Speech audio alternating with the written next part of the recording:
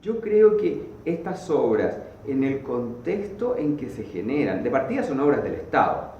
Estas son obras que el Estado pagó por ellas, y eso lo conversamos. Una de las primeras conversaciones que tuvimos con Rosel fue precisamente que ella había recibido un sueldo por esto, y como al igual que los otros artistas, esa obra había pasado a formar parte del Estado. O sea, no solo en teoría, y por eso digo que si investigamos archivos estatales, podríamos concluir con certeza, no me cabe duda, en algún inventario estatal de bienes nacionales, cuáles son todas las obras y cuáles son todos los bienes que estaban emplazados, que ornamentaban, que alojaban en definitiva el edificio de la UNTA. Uno de los hechos que son destacables, que lo conversamos con Rosel más de una vez, fue el que todos recibieron la misma paga. Vale decir, el ingeniero que trabajó para el edificio, el arquitecto que en su estudio o in situ desarrolló obras para la construcción de este conjunto arquitectónico, y el artista visual, todos recibieron la misma paga, el mismo jornal. En ese contexto creo que la obra visual de Rosel es señera, porque creo que encarna toda la ideología, encarna todo el concepto social que tenían los artistas visuales en ese momento. Vale decir, la obra de Rosel grafica el contexto comunitario en su gran pieza que es de mayor formato, y en las otras tres hace hincapié en cierto concepto ya más individual, de desarrollo desde el sujeto modificando el medio social, desde el sujeto en el trabajo, el sujeto en pareja, el sujeto en familia, que va creando la mujer, el hombre, que van creando las modificaciones del cambio social. Cuando yo lanzo la voz de que buscaba una obra de la UNTA, en ese momento recibo el llamado de una persona que estaba en el ámbito de la venta de antigüedades, de ciertas especies que podrían ser, digamos, obras visuales, pero en ningún caso contemporáneas. Y a través de esa persona y otros contactos me dicen de un sujeto que estaría vendiendo una obra de la UNTA. Trato de contactarme directamente con el sujeto y me dice que él solo va a actuar a través de un intermediario que le daba confianza. Y me dice que la obra vale tal cantidad de dinero. Valía eso, y en eso la vendía. Eran unos tapices y estaba, bueno, no había mucha opción. Yo tuve por la cantidad de bultos, porque literalmente, digamos, cuando yo entré ya a dialogar con este intermediario, le digo, bueno, pero ¿cómo están estos? ¿Qué son? ¿Son rollos? No, me dice, ¿qué rollos? Son sacos. Son 3 o 4 sacos, me dice él. 3 o 4 sacos. El tenedor de los tapices se niega a mostrar los tapices, se niega a que vayan a su casa, solamente el intermediario, y obviamente se niega a él presentarse físicamente. Entonces comienza ahí la pesquisa, pero me dice, Eduardo, las obras valen tanto y las va a vender por tanto. Y era una cantidad de plata que excedía mis capacidades para adquirirla. O sea, claramente yo no podía pagar, digamos, en ese momento en cash, que era otra característica que pedía este vendedor, que era efectivo.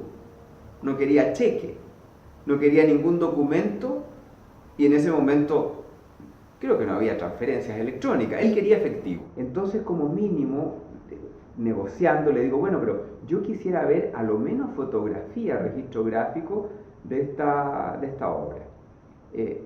Era mediados, comienzos del año 2000, los medios tecnológicos no permitían tal fluidez de las imágenes, ni tal vez el acceso por parte de este tenedor de un sistema más sofisticado de medio gráfico, y él toma fotografías, él hace fotografías a través de máquinas tradicionales, y como el tamaño de la obra no le permitía fotografiarla, pienso, al interior de su casa, lo hace en la calle de su casa, afuera.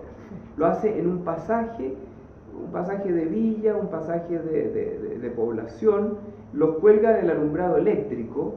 Una de estas obras, la de gran tamaño, se visualiza en la fotografía, que está colgada de una madera, de un palo que atraviesa dos extremos, y los otros tapices están tirados en el suelo, tirados en la acera, en la calle, ahí digamos, sin ningún cuidado de conservación, sino que simplemente en un despojo, abandonados en la orilla de la acera. En ese momento yo vi y dije, estos son los tapices de la Rosera.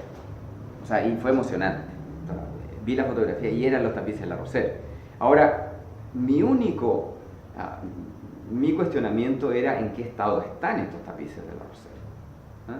Por una parte sabía que se podían mantener en pie porque estaban, digamos, colgados del alumbrado, digamos, del pasaje de la población. Sabía que, digamos, las polillas no habían atacado de tal forma que se cayeran, o sea, se podían sostener en pie. Pero no sabía cómo estaban los otros, eran 3 piezas. En ese momento yo no sabía que originalmente la obra de Rosser en la UNTAD estaba compuesta por 4 piezas, que eran una gran pieza de gran formato, más 3 verticales individuales.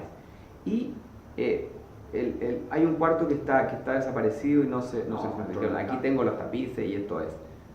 Son de la Rosser Blue, efectivamente eran de la Rosser Blue, y no cabía duda que nadie iba a estar, digamos, haciendo un plagio de un tapiz, de una obra de gran formato. O sea, yo de todas formas descartaba la posibilidad que hubiese sido una obra adulterada, plagiada, que no fuera, que hubiesen querido copiar, porque es absurdo estar copiando, digamos, un tapiz de ese formato, copiarían cualquier otra cosa. Porque la verdad es que los tapices revelaban una huella histórica de abandono, de expoliación, de destrucción, de secuestro, de todo lo que tú te puedas imaginar como imágenes fantasmagóricas de todo un proceso triste de nuestra historia, de la historia de Chile, en definitiva. O sea, lo que te puedo decir de que había heces de ratón en los tapices, que había restos orgánicos no del todo identificables. O sea, eran casi como una obra, como huacos que se habían sacado, digamos, de tumbas precolombinas prácticamente.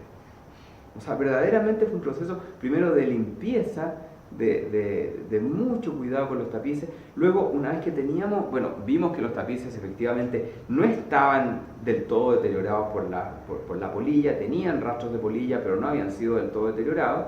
Y ahí comenzó el proceso de restauración que les puedo escribir. Entró con uno de los sacos, nos instalamos en el hall, entre su taller, en el pasillo, entre el pasillo y lo que es el comedor de la Rosser. Saco las piezas bajo luz suficiente para revisarlo.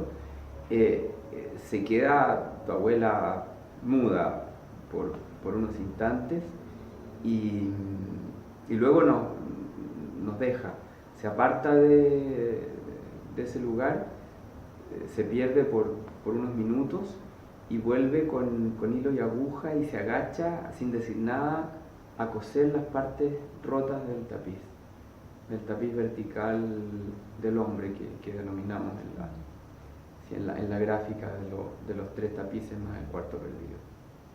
Y bueno, en ese momento te das cuenta que hiciste lo correcto, que tenías que jugártela, que había que adquirir el tapiz. Tengo la certeza que un privado no puede hacerse dueño, en definitiva, de estas obras, no solo por el origen, como ellas se crean, sino además por el contexto en cómo ellas se expolian del elemento en donde estaban adscritas y cómo son sumidas primero en el anonimato y luego en una suerte de transacción mercantil que es del todo ilegítima.